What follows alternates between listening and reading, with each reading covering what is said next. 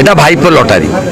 তৃণমূল কংগ্রেসের ইলেকটোরাল বন্ডে ফান্ডে 600 কোটি টাকা দিয়েছে, রাজ্য সরকারকে 4,500 কোটি টাকা ট্যাক্স দিয়েছে।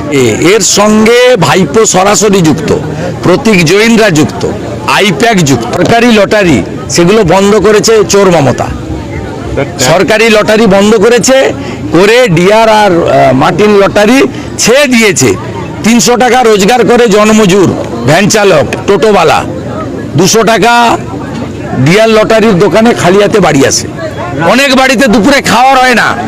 কাল থেকে রাজ্যে লাগাতার হ্যাঁ, এই লটারি কেলেঙ্কারি হচ্ছে আপনার মার্টিন এবং ওই যে ডিআর লটারি এবং মার্টিন লটারি। এটা নিয়ে গত 2-2.5 বছর ধরে লাগাতার আমি বলেছি, এটা ভাইপো লটারি। তৃণমূল কংগ্রেসের ইলেকটোরাল বন্ডে ফান্ডে 600 কোটি টাকা দিয়েছে, রাজ্য সরকারকে 4,500 কোটি টাকা ট্যাক্স দিয়েছে। এই লটারি লেগেছে অনুব্রত মণ্ডলের, তার মেয়ে সুকন্যা